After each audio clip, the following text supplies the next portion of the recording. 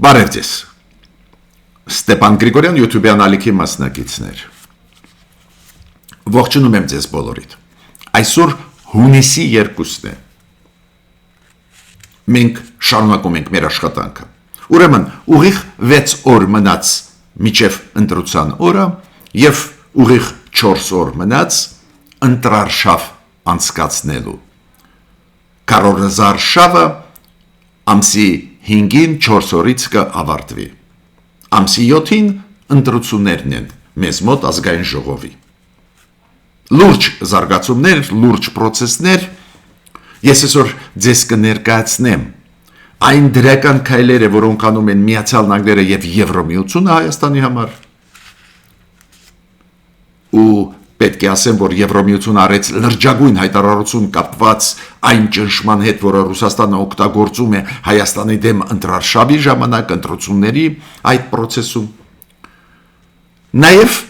որ դուք կարողանաք համեմատել այն քայլերը, որոնք մեր դեմ արվում են Ռուսաստանի և Բելարուսի կողմից, սառուձոր մի կողմից Եվրամիություն Միացյալ Նահանգներ աջակցող, համագործակցող Հայաստանի հետ, մյուս կողմից սպառնալիքներ, վիրավորանքներ, ստեր Ռուսաստանի և Բելարուսի կողմից, որ դուք կարողանաք համեմատել։ Այս փաստերի մասին մենք այսօր կխոսենք։ Բացի դրանից, Նիկոլ Փաշինյանը արեց հայտարարություն, որով մերժեց այն քարյակին ԵԱՏՄ-ի պետությունների ղեկավարներին, ովքեր դիմեցին Հայաստանի կառավարությանը անցկացնել հանրաքվե կապված կլինենք մենք, կգնանք մենք Եվրամիություն անդամ դառնալու, թե կմնանք ԵԱՏՄ-ում։ Մերժեց Նիկոլ Փաշինյանը, հիմնավորված դրա մասին մենք նաև կխոսենք։ Ես պետք է ասեմ, որ ակնհայտ է ինձ համար, որ վերջի շանսը Ռուսաստանի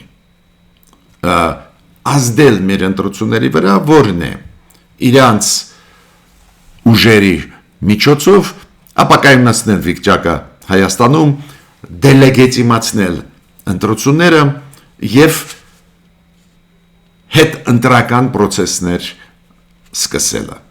Էտա միակ շանսը։ Այո, Ռուսաստանը ավելացրեց սանկցիաներ, հիմա նաև մրգերի վրա դրեց վետո, մեր մրգերը չեն կարող մտնել Ռուսաստանի տարածք, դուք գիտեք, այդ սանկցիոն քաղաքականությունը այս մի ամիսը մենք լսում ենք արվում է, օրեցօր ուժեղանում է, բայց իմ կարծիքով փորձ կարվի կասկածի տակ տնել լեգիտիմությունը այս ընտրությունների։ Ու այս վտանգի մասին նաև ես այսօր ձեզ հետ ուզում եմ խոսել։ Ուրեմն սկսում ենք մեր աշխատանքը, շատ եմ խնդրում բաժանորդագրվել, կիսվել, լայքել, աջակցել մեր YouTube-յան ալիքին, դուք տեսնում եք ինչ լուրջ աշխատանք մենք տանում ենք, անչափ կարևոր սփյուռքահայության համար, անչափ կարևոր Հայաստանի Հանրապետության քաղաքացիների համար, բոլորի համար, քանի որ օբյեկտիվ ինֆորմացիան անչափ կարևոր է։ Դուք գիտեք, այս վերջի ժամանակներս օրը 2-3 ես ինտերվյու եմ տալիս նաև տարբեր երկրներում գտնվող ԶԼՄ-ների համար, հեռուստաալիքների համար, ռադիոյի համար, քանի որ մտահոգված է աշխարհը, ուշադիր հետևում է ինչ է կատարվում, դա առաջի հերթին եվրոպական երկրներն են, Չեխիա, Լիտվա, Լատվիա, Լեհաստան, Ֆրանսիա, Գերմանիա, դա նաև ԱՊ երկրների ԶԼՄ-ներն են, Ուկրաինա, Մոլդովա, Վրաստան, Ռուսաստան, ինչ եմ ուզում ասել, այս աշխատանքը մեր շատ անհրաժեշտ է և միջազգային հանրության համար, և հայության համար։ Հիմա դրական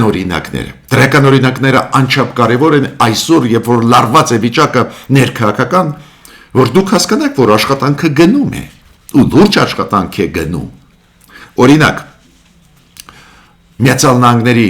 դեսպանատուն հանդես եկավ հայտարարությամբ, որ ստեղ գտնվում էին մի Ամերիկայի ընկերության աշխատակիցները, մասնագետները, որոնք հենց զբաղվում են ինֆրաստրուկտուրաների հարցերով, ինֆրաստրուկտուրայի կառուցման հարցերով, ինժեներական պատրաստականության հարցերով, անչափ կարևոր է դա, ենթակառուցվածքների հետ կապված, Դուք գիտեք, այո, Դոնալդ Տրամփ տրիփ ծրագիրը վճռական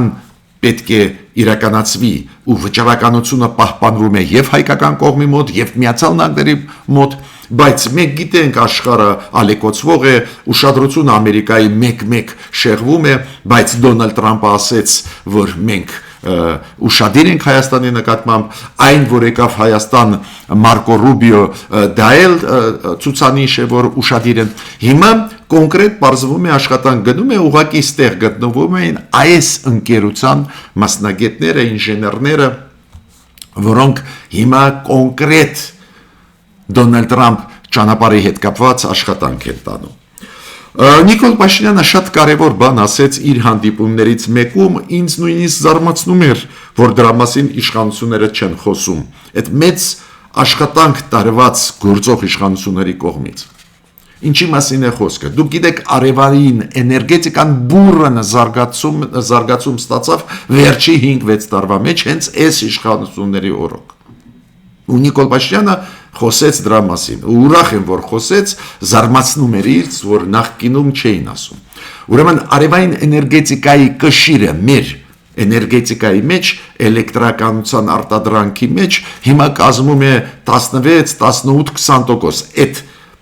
շրջանակներում է։ Պատկերացնում եք, միջ այդ 1-2% էր վերջի 5-6 տարվա մեջ, ուստեղ գլխավոր աջակցողը Եվրոմիությունն է։ Լրջագույն աշխատանք Եվրոմիության հետ, որը այդ փայլուն աշխատանքի բերեց։ Ուստեղ հիմա ինչ խնդիր մենք ունենք, կուտակել այս էներգիան։ Կուտակումը էլ ավելի մեծ կուժեղացնի, այդ տեխնոլոգիաները Եվրոմիությունը ունի, հիմա դա անում են։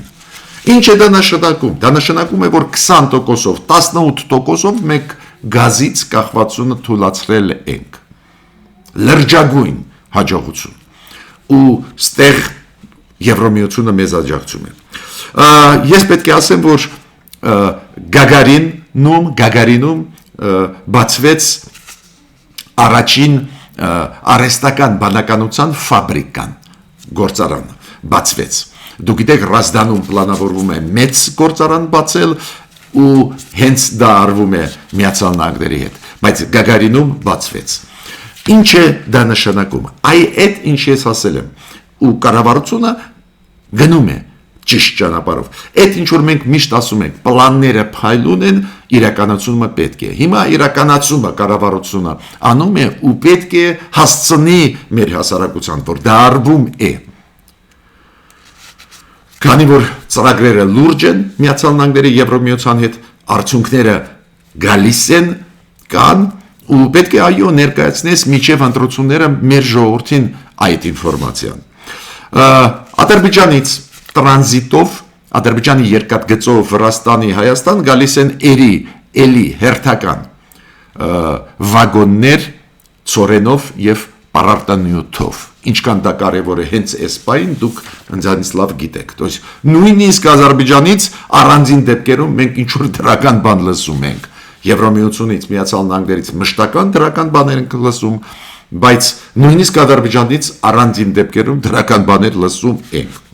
Շատ կարևոր հայտարարություն արեց Եվրոմիությունը։ Եվրոմիության պաշտոնական ներկայացուցիչը հանդես եկավ հայտարարությամբ, որ իրենք խստիվ դատապարտում են Ռուսաստանի ճնշումը Հայաստանի տնտեսության վրա ազդելու համար մեր ընտրությունների արդյունքների վրա։ Իրանք նաև դատապարտեցին այն կոչը, որը Մոսկվան անում է, որ Հայաստանը պետք է հանրաքվե անցկացնի մեր անդամակցությանը Եվրոմիություն։ Իրանք ասում են այդ ճնշումը անօրինական է, հայ ժողովուրդը ազատ պետք է հնարավորություն ունենա ընտրել իր ապագան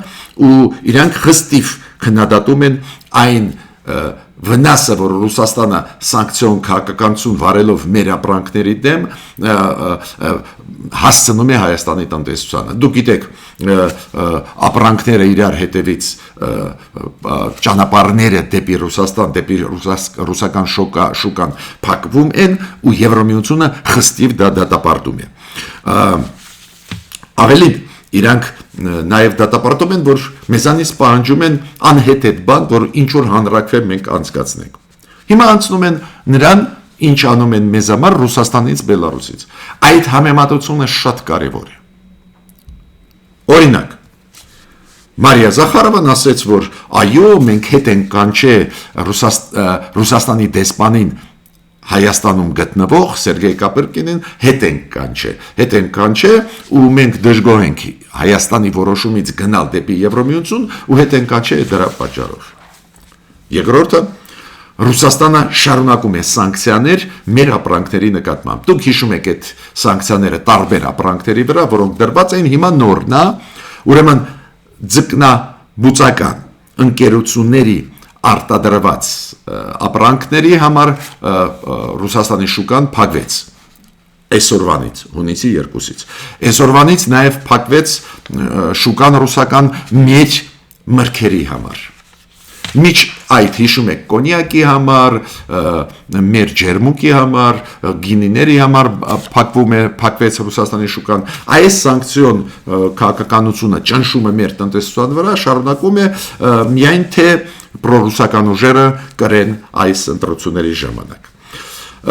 Լուկաշենկոն հայտնի ստախոս Հիմա ինքը Նիկոլ Փաշինյանին երեք մեղադրեց, որ Նիկոլ Փաշինյանը ինչ որ սուտ է ասում,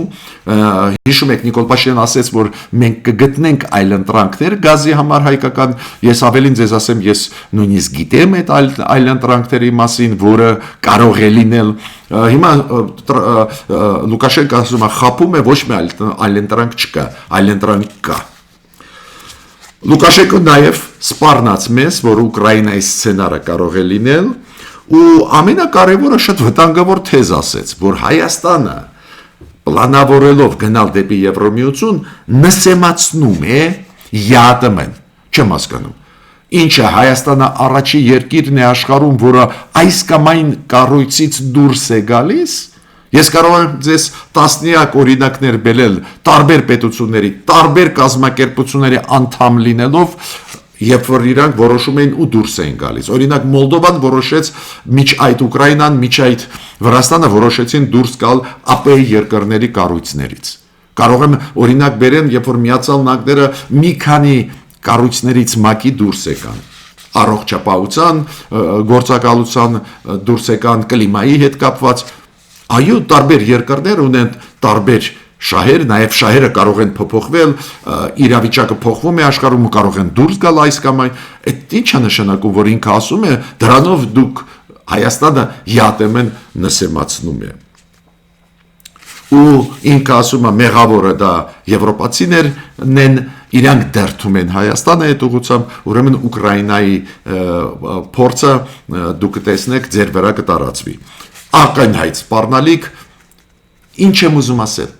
այս է տարբերությունը, Եվրոմիությունը Միացյալ Նահանգները իրականացնում են հայ ժողովրդի հետ ծրագրեր, Հայաստանի համար ծրագրեր, աջակցում են, լրջագույն ծրագրեր իրականացնում են, ու ես փաստերը բերեցի, այդ լոկ խոսքեր չեն, հիմա Ռուսաստանից, Բելարուսից մենակ սպառնալիքներն են լսում։ Հիմա երեք Պուտինը զանգեց, շնորհավորեց Նիկոլ Փաշինյանին իր ծննդյան օրվա կապակցությամբ։ Հայաստանի կառավարությունը տարածեց պրես ռելիզ ու Հայաստանի կառավարությունը ասում է, որ շնորհավորեց ծննդյան կապակցությամբ Պուտինը Նիկոլ Փաշինյանին ու իրանք փոխանակեցին կարծիքներ այս զարգացումներին, որոնք հիմա գնում են։ Նիկոլ Փաշինյանը շնորհակալություն հայտնեց Պուտինին եւ շնորհավորական խոսքերի համար, եւ Նիկոլ Փաշինյանը մեր կառավարությունը ասում է շնորհակալություն հայտնեց Պուտինին, որ տոնը բավական բարեկամական են զրույցի, որ մի շարք հարցերը, որտեղ կան հարցեր ու տարաձայնություններ քննարկվեցին, լավ մթնոլորտում։ Հիմա Ռուսաստանն էլ տվեց ինֆորմացիան, որ Պուտինը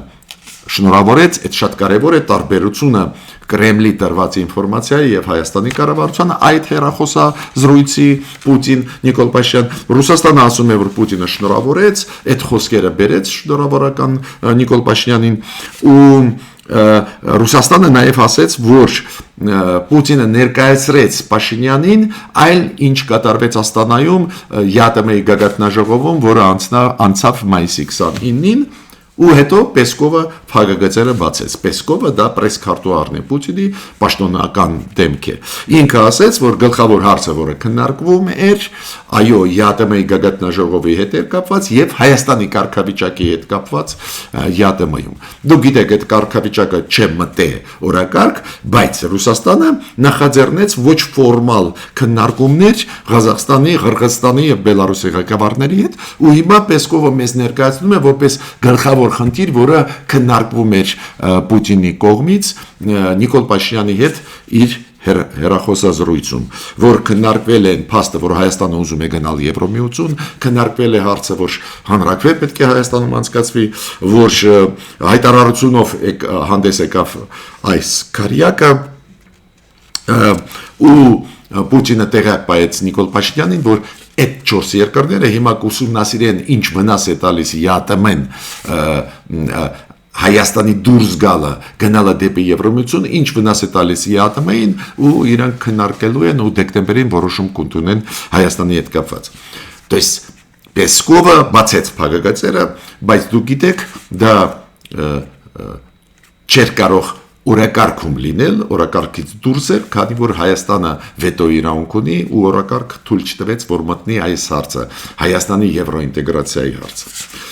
Բայց տեսեք ինչ տարբերություն։ Նիկոլ Փաշինյանը ասեց կան տարաձայնություններ, մենք լավ մթնոլորտում քննարկեցինք, Պեսկովը ասում է, որ չէ, քննարկվեց հենց Հայաստանի կարգավիճակը ԵԱՏՄ-ում, եթե գնում է Եվրոմիություն, հենց Հայաստանից եկած վնասները, վտանգները ԵԱՏՄ-ի շրջանակներում։ Նորից խոսեց Դմիտրի Մեդվեդևը, շնորհավորեց Նիկոլ Փաշինյանին ծննդյան օրվա կապակցությամբ, բայց առանց իր յազվությունների չի կարող։ Դմիտրի Մեդվեդևը ասաց, որ Նիկոլ Փաշինյանին նույնն է սպասում, ինչ եղավ Տրոցկու հետ։ Այն մարդիկ, ովքեր չեն հիշում սովետական միության պատմությունը, պետք է ասեմ, որ Ստալինը սպանեց Տրոցկուն Մեքսիկայում, կացնահարեցին։ Ու հիմա այս ձևի գրեիք ինչ որ զուգահեռներ անցկացրեց Դմիտրի Մեդվեդևը, ինչ որ գաղափարախոսությունների միջև, ուր Տրոցկին, ուր Նիկոլ Փաշինյանը, բայց ինչ եմ ուզում ասել, անընդհատ մեզ նսեմացնում են, ինչ որ զուգահեռներ անիմաստ անցկացնում են, ինչ որ անպատվում են, ու Մեդվեդևը նորից կրկնեց այն միտքը, որը շատ է ասում եւ Պուտինը եւ այլ պաշտոնյաներ Ռուսաստանի, որ Հայաստանը ստանում է ԵԱՏՄ-ից շատ բան, բայց ոչ մի բան չի ուզում տալ, ուզում է օգտվել միայն, ինչը մեղմ ասած սուտ է։ Իմիջիալոց Ռուսաստանի սենատորներից մեկը Ջաբարով ազգանունով ինքը ինչ ասեց, ինքը ասեց, որ եթե Հայաստանը շարունակի գնալ դեպի եվրոինտեգրացիա, այդ դեպքում Հայաստանի մասնակցությունը ԵԱՏՄ-ում կկասեցվի։ Դուք գիտեք, ԵԱՏՄ-ի խաղի կանոնների համաձայն դա բացառվում է։ Բոլոր երկրները հավասար են, բոլոր երկրները վետո իրավունք ունեն, ուրեմն մյուս 4 երկրները, եթե հավաքվեն ու որոշեն կասեցնել, դա անօրինական որոշում է լինելու։ Բայց ինչու այդ խոսքերը տվեցին Ջաբարովին ասել Ռուսաստանի Սենատի վերին պալատի անդամի, որ զգուշացնել մեզ, ինչը մեզ սպասում։ Նորից վախացնում են, նորից ուզում են ազդել ընտրական process-ների վրա, ազդել ընտրությունների վրա, պրոռուսական ուժերին ուժեղացնել։ Ես համոզված չեմ, որ այս սպառնալիքները,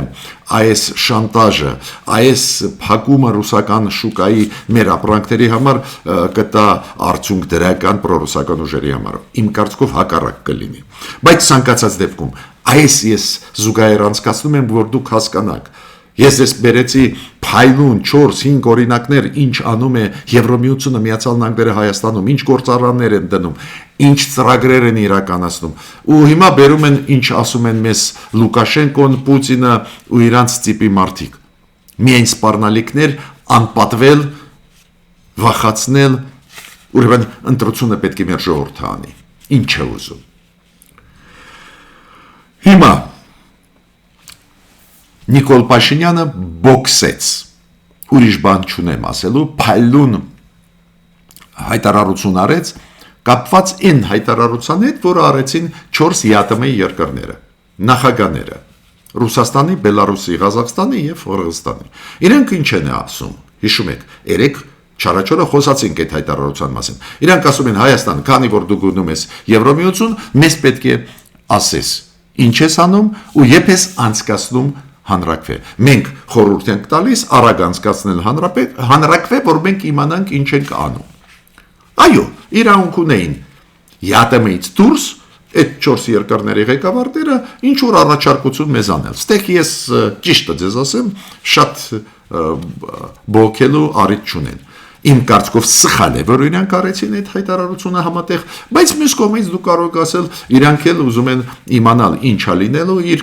իրենց կազմակերպության հետ Հայաստանի դուրս գալը ինչ որ խաղի կանոններ բարձր կփոխի, չնայած որ մենք փոքր երկիր ենք, ազդեցությունը ու տնտեսական մասը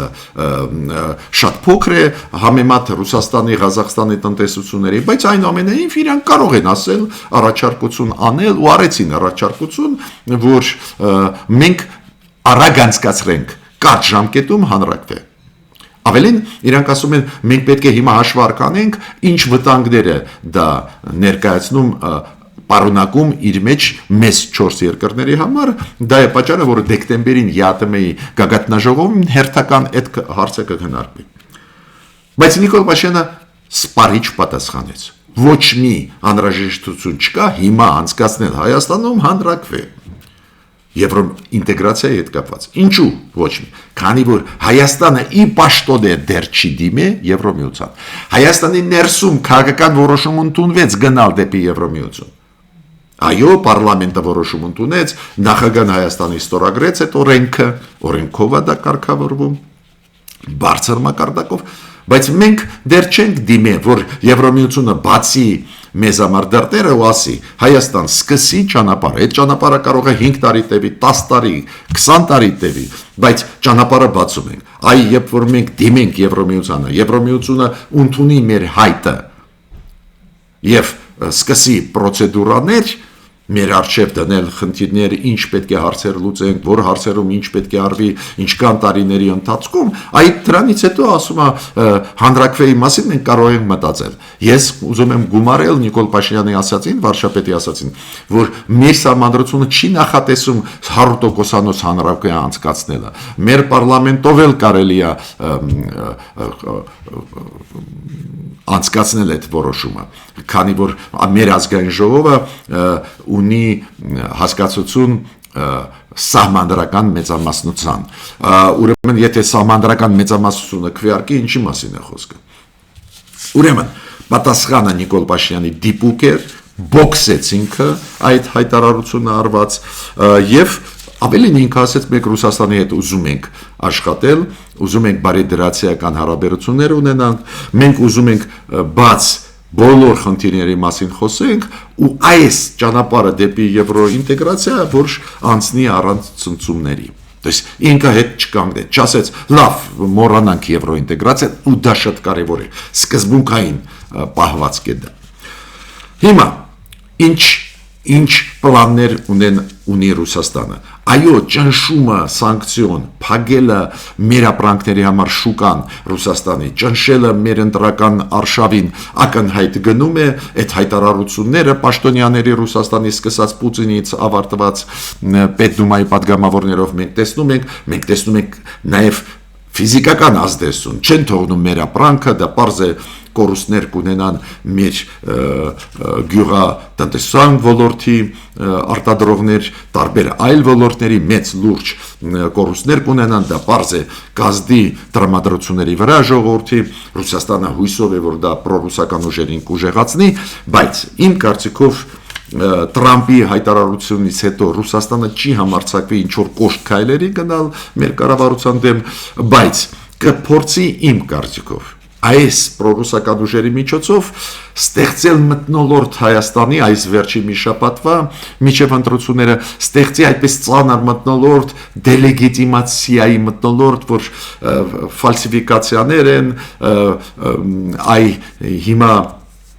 լարված է, դեստաբիլիզացիա է, այս ընտրությունների արդյունքները չի կարելի ճանաչել եւ այլ, փորձ կարվի։ Միջդեռ ես պետք է ասեմ, որ այն procese, որը հիմա գնում է, նաև այդ թվում հանրային հեռուստաալիքով, երբ որ բոլոր կուսակցությունները գալիս են, բանավիճում են, քննարկում են, գրեթե տեղ չի թողնում ապա լեգիտիմացնել մեր ընտրարշավը։ Այո, փորձ կարվի նաև պրոռուսական ուժերի միջոցով վիճարկել կոնկրետ քվեարկության օրվա արդյունքները, կոնկրետ հունիսի 7-ի քվեարկությունից հետո արդյունքները, դուք գիտեք, պրոռուսական ուժերը արեցին հայտարարություն, 3-4 ուժերը արեցին հայտարարություն, որ եթե ֆալսիֆիկացնի Նիկոլ Փաշինյանը ընտրությունները, մենք կսկսենք հեղափոխական process, կսկսվի պայքար, պետք է ճիշտ ասեմ, որ զարմանալի թեզ է, քանի որ Նիկոլ Փաշինյանը 8 տարվա մեջ անցկացրեց շատ ընտրություններ ու կարծես թե հենց այդ պրոռուսական ուժերի մոտ չկային մեծ բողոքներ, ես կարծում եմ այս ձևի սցենարը իրանց դժվար կլինի անցկացնել, բայց ցանկացած դեպքում կառավարությունը պետք է ուշադիր լինի, ապակայունացնող փաստեր թույլ չտա, որ արվեն։ Ես ավարտեցի իմ ելույթը, մինչ նոր հանդիպումներ։